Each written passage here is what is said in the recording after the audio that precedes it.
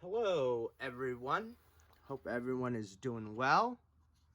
I am. Hope everyone is staying safe from COVID-19. Our world is in a crazy place right now, and that's all I gotta say. But in the meantime, we have a video to wrap up, product to wrap up mostly, and that is the 2011 vintage collection Star Wars Attack of the Clones Zam Wessel. And as you could see, it's a very rainy day, but here's what we're reviewing today. And as you could see on my side, I'm packing away my prequel figures. And I'm doing that because I finally completed them all. Yay.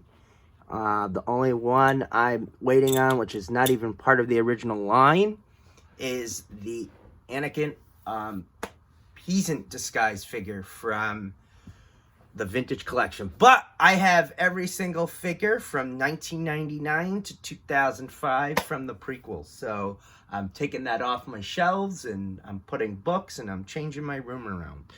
But I wanted to finish up part 2 of this, which is our finale, and final analysis of both these figures side by side. The one on the left is the 2002 Zam Wessel. The one on the right is the 2011. These are the stands, so I took them off. So anyways, we're going to look at the 2002 one. I had this one as a kid. This is like the figure that made me stop collecting Star Wars, and pretty much I grew out of it after that.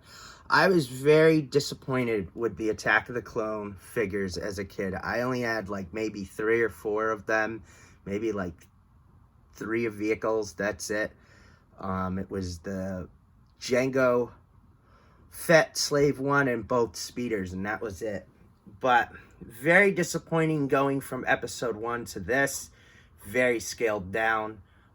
This figure here had a lot of potential, but it couldn't fit in the speeder. And that is a big problem, noticing that now as a collector. But it did have a cool action figure, which isn't very good at all.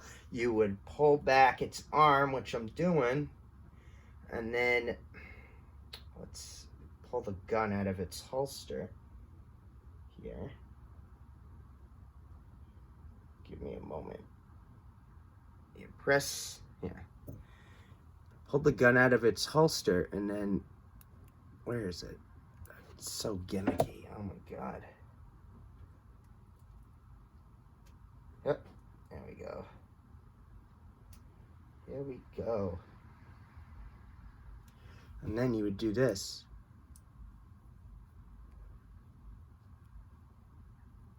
Oh my gosh, it's not even, oh no, I'm hitting it wrong. Okay, you don't push it up. Really weird. Do I? Oh my god. I'm trying to figure this out. This is pretty bad. Here we go. Should work now. Wasn't working on camera.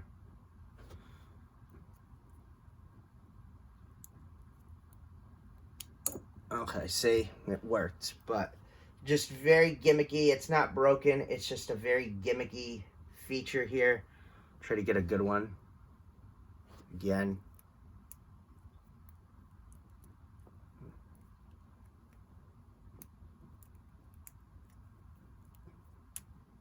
Yeah. Very gimmicky.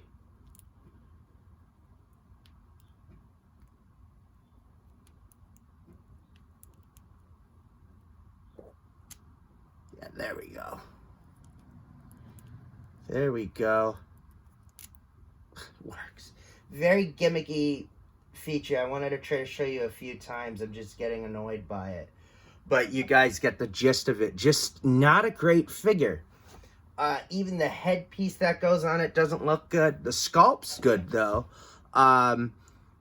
You know, this was, I guess they were designing these toys early, so it says 2001. It's hard to believe this is 20 years old next year, this sculpt. But just not very good. And its arm could come off, too, which was like battle damage. See, its arm could come off. But yeah, not a really good figure at all. And I've had it for 10 years. This isn't my childhood one.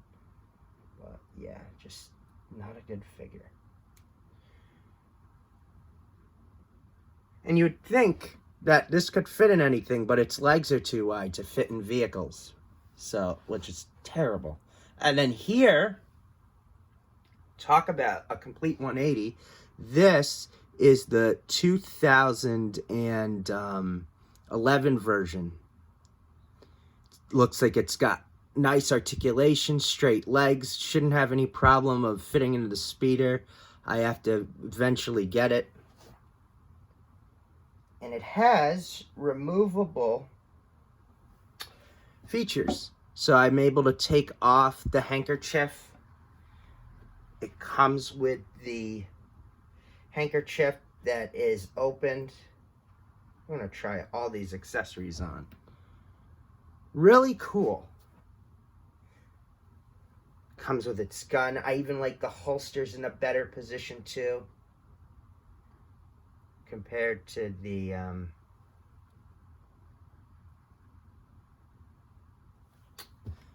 original one. And I like the gun better too. And it's got a lot of articulation. This was pretty expensive for a modern toy. I notice a lot of the vintage collection figures go for a lot. And I think it's because it's got everything that you want from a modern figure. It's got a lot of articulation. It still has a classic Star Wars feel to it, but in a modern style and an updated version of the character with more detail, but it's just not too much. So that's what I like about it.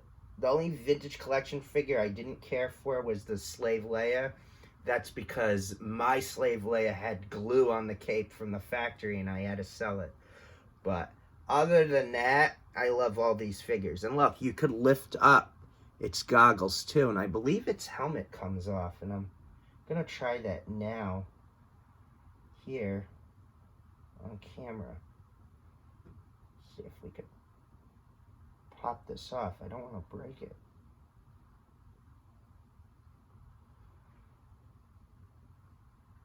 Yeah, I don't want to break it. Oh, nope, I got it. It was just on there very tight. Yeah, because it had never been removed since 2011. And this is another one that's almost 10 years old. Holy crap. Just making sure it's okay. It is okay. And they did great detailing on the sculpt and the head. And the head's removable too. And what you could do is you could take off her head and you could put on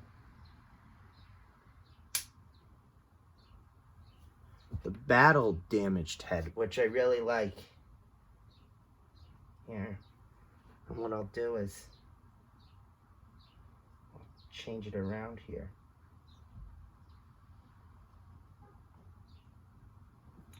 Take off that head.